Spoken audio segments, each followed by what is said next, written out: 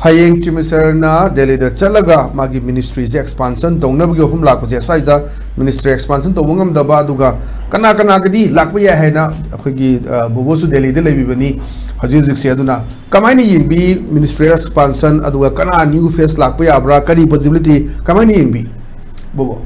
masini akhoi hujiki laiba popular government sigi makha thana stable government ama oibada khwaidagi ludoriba akhoi tanfam di hujik municipal expansion chine taw ko haibidi ngasai gi akhoi gi hana lairamba minister mi amama popular government da oiri matam lairamba matik chaba oigadaba minister mi am soji cabinet ta natramani akhoi expansion tawbada yaw yaba mi amam lairiba auna manungda moigi government amagi unity or sacrifice tongnaba may handakti sima china down pulapti minister oiba yadabadina ko aduna masigi kaino sing sida yengdaba taadi akhoi government si makhata na chathabada kana hapkani haibasi yamna critical oiba akhoi hujik laiba Manipur popular government is quite luba khungpham ne sumai lawjege tamo aduga masigi kaino sina minister singji induct tawraga khoi wasak lawraga hapchan kharba matung dadi government si matam khara sangna chatpa yabagi stability ama lakani adu natri bhongdi akhoi yam luna hojik laiba phibam sida kanana minister oidorini haibisida list up amama laikiba oiba yaba singsi ko akhoi hapchan ba yaba singsi aduna hairiba kaino singsida yam luna center ga amadi ngasai gi lairiba haibigirba tamon jo akhoi minister chief minister ma oina magi article gi matungina akhoi 164 gi matungina akhoi kaino si appoint tawgadabdo adugi kaino si pangan se phudok pangam dabgi mamim su tari ba hoyi se ko akhoi expansion sida aduna akhoi masida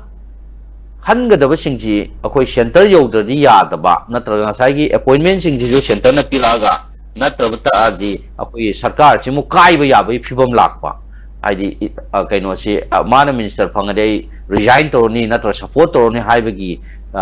second kaino ina opinion oina moisi tholakpa yabagi laibnina hojik center na appoint tawba tardi center na haibada indaba natraga center na haibasida yaningti haibadudi haibadu ngamoidawi phibam laibnina center no ina appoint tawga pirakpa tardi makhata na government se sangna chathaba yabagi mongju sumaina ujai tamo aduna hojik minister gi honorable minister khemchana chatkadoriba khongchat sida masigi tang taba amadi hojik thulani ma haidi expansion bu tawro natra makhata na laiba phibam se matam khara lairo hairo adu sumbagi phibam sidadi moi discussion yam deeply manungi oiba BJP gi central committee amadi akoi laiba internal gi oiba thabok thorom yam su chatharamani thajai aduna masida akoina yengba yarbidi Manipur gi government ama form tawre makhata na thabak action myam ama hoji lokhatpagi honorable CM makhada chathari adu masi chathari ba maraksida praja myam gi apamba kholau lauraga haidi masigi action singji lokhatna ba honarakpa deliver tawna honarakpa sida sarkar simu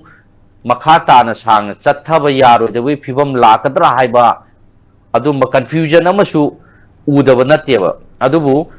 hoji honorable CM gi chaliba khongchat sida akoina yengba yarib sima sarkar si makhata na chathabada center amadi lairiba akhoi honorable MLA singsigi support chauna laaga chathagadabdi male tamaswaina ko akhoi Manipur gi lairiba popular government gi apam si Manipur praja myam magna pulapna lawbani si suising amadi Manipur lairiba atop topa akhoi gi lupsing na su mamang da su lawdun lakramnina madu chathana ba hotnabada akhoi sarkar sigi oibada khara sacrifice lairiba honorable MLA singje khara tawnar kadam male sumaina thamjage